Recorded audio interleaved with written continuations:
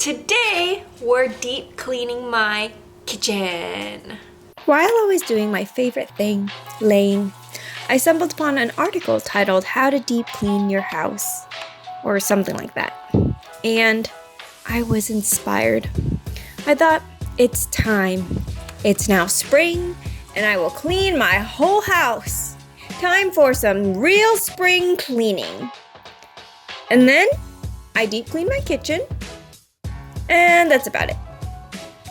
Maybe next year I'll clean my bathroom. Now, a word from this video sponsor. Hello world. So, to wash dishes, first you're going to want to take each dish, you're going to want to rinse it. Don't try this at home, I'm a professional. Alright, you're going to want to pull these here racks out, stick it on there real good, and then move on to the next one. Apply a little soap if you're feeling extra. Gotta kill that coronavirus, you know.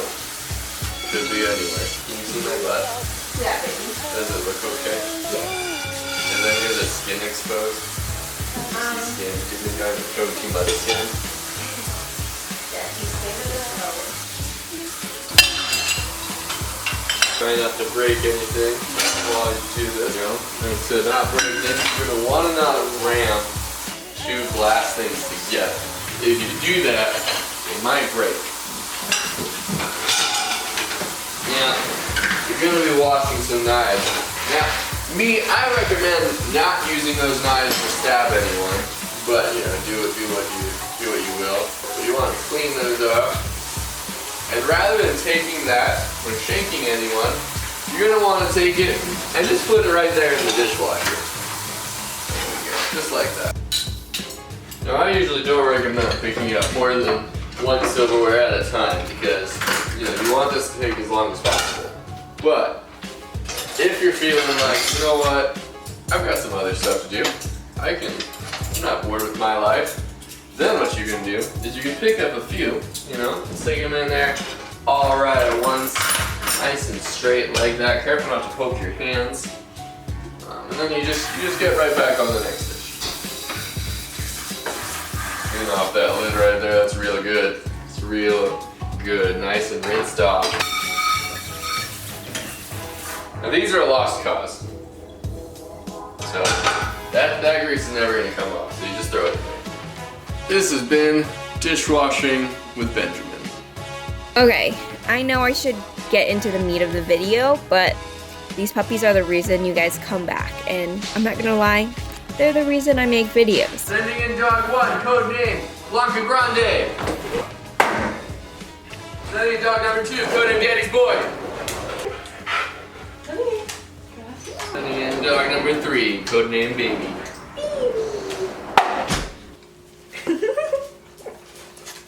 You gonna help me deep clean the kitchen, Deanie? Now let's get to the actual deep cleaning of my kitchen. I'm starting off by clearing off everything on the counters, wiping the surfaces down, and picking everything up and cleaning under them. I just used my handy dandy Lysol.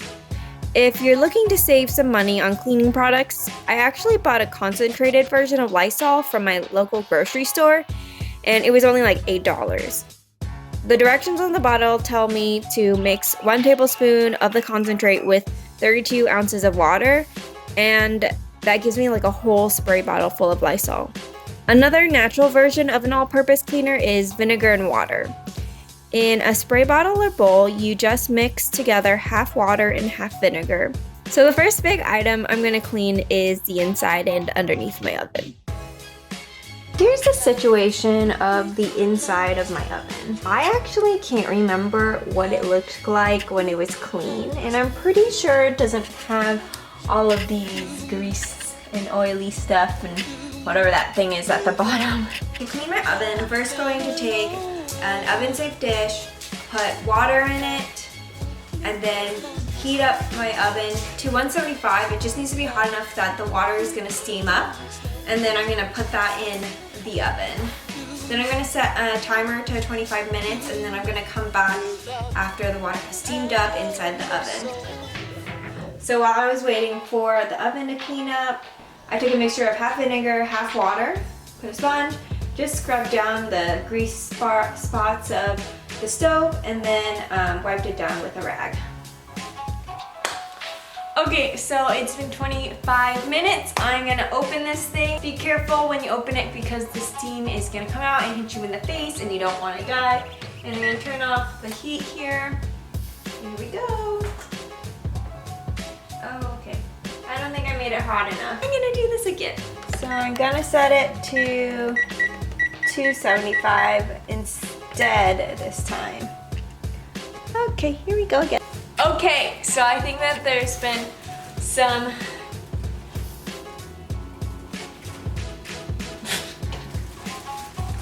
okay, so there has been some time in between heating this up and everything, so I'm just going to open this up now and just see if it's steamy enough. Oh wow, that's so steamy. Honestly, I was expecting more steam, but I think that this is fine actually. I pulled out the dish with water and the racks. I let the oven cool while I scrubbed the crap out of the racks, and there were some visible changes. I cleaned the inside of the oven using the water and vinegar mixture. I used like a cheapo sponge to scrub everything clean. After a while, I was having a harder time getting rid of the greasy stuff, so I took some degreaser and scrubbed that into the oven. Then I just wiped everything down with a rag and cleaned it all up. Next, I tackled under the oven. I'm really nervous because random things fall under here. And I took a sneak peek earlier. It's not beautiful. It's not very pretty. I'm just gonna have to like figure out how to clean this. I did not see anything like in the article about cleaning this, so let's see what we have. Okay. I think it's just dust. I think I can just go through and vacuum and dust everything out of here. I would like to stress the importance that if you are going to get anything as clean as you want to in your home, that you make sure you do it in the Asian squat position. If not, I have no idea how clean your oven will get. So here is what it looks like now. It was like really dusty after I went through and vacuumed still, so I have this like microfiber towel, and I kind of just like went through and put my hands in, wiped everything down, and then there's like this crack right underneath the thing, so I figured I could just slide this through underneath and kind of just wiggle it through and pick up all those pieces. So I'm really happy about that because those are such hard pieces to get, and I've been wanting to get them. And here is the before and after.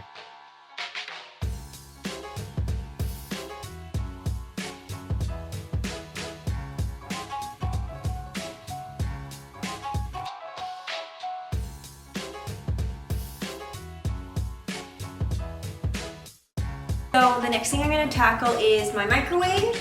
Actually, I was planning on like showing you guys a really dirty microwave, but it looks like my roommate actually cleaned the inside of it pretty much. There are still some things about in the microwave that kind of needs to still be cleaned. Let me show you. So just the door kind of needs to be cleaned off, but the inside of the microwave is actually pretty clean. But my goal is actually to deep clean this thing. So what I'm gonna do is take a microwave safe bowl, add some half water, half vinegar mixture, and put it inside the microwave. Then run it until it's boiling and it's steaming up in the microwave to loosen up the bits that's around it. And then I'm gonna take a sponge and clean it all off. I think 5 minutes is good enough. It just ended, so let's just see if it steams up. Okay, there's some steam in here. That's good. All I have to do is pretty much take this sponge and wipe everything down. And I would say you probably should use gloves, but I don't have any, so here I am just cleaning away.